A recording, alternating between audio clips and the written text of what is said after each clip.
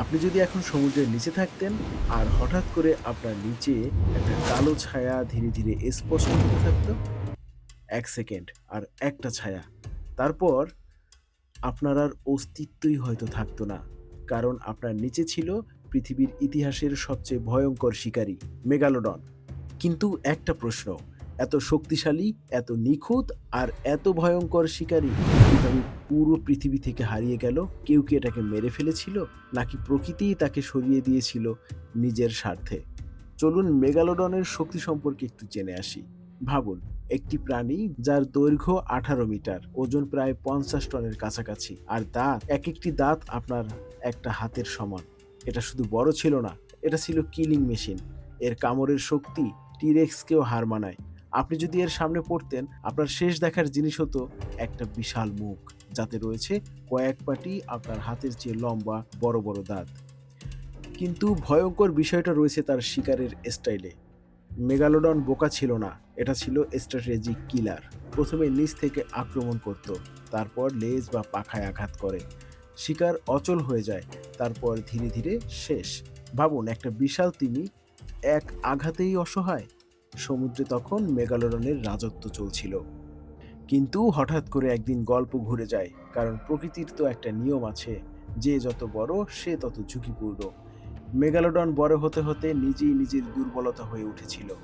বরফ যুগের শুরু হয় প্রায় ২.৬ মিলিয়ন বছর আগে। সমুদ্র ঠান্ডা হয়ে যেতে থাকে, খাদ্য চেইন ভেঙে পড়ে, তিমিরা চলে যায় ঠান্ডা অঞ্চলে।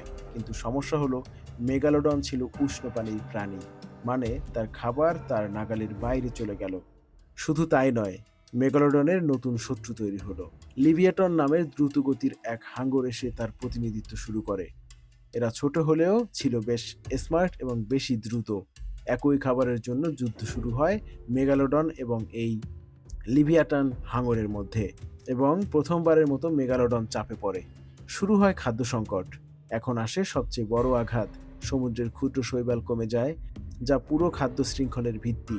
ফলে ছোট মাছ কমে যায়, বড় মাছ কমতে থাকে, আর সেই সাথে তিমিও। আর আপনি তো বুঝতেই পারছেন, একটা ১৮ মিটার লম্বা দানবকে বাঁচাতে কত কত খাবার লাগে। যখন খাবারই নেই, তখন শক্তি কোনো কাজে লাগে না। তাহলে আসল কারণ কি? জলবায়ু পরিবর্তন, খাবারের অভাব, নতুন প্রতিদ্বন্দ্বী, সব একসাথে আঘাত করে। আর ধীরে ধীরে সমুদ্রের রাজা হারিয়ে যায় একদমই গহীনে।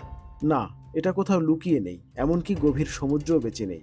মেগালোডন সত্যিই বিলুপ্ত হয়ে গিয়েছে। কিন্তু গল্প এখানেই শেষ হয় না, কারণ মেগালোডন না থাকায় সমুদ্রের ভারসাম্য বদলে যায়, চাপ কমে, তিমিরা আরও বড় হতে থাকে, এবং জন্ম নেয় ব্লু হোয়েল নামে পৃথিবীর ইতিহাসের সবচেয়ে বড় প্রাণী।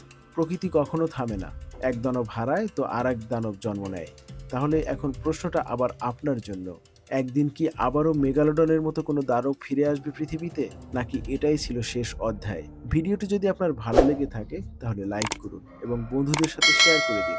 আর এমন রহস্যময় ফ্যাক্ট বেস গল্প জানতে এখনই সাবস্ক্রাইব করুন ইনফোজাল চ্যানেলটি।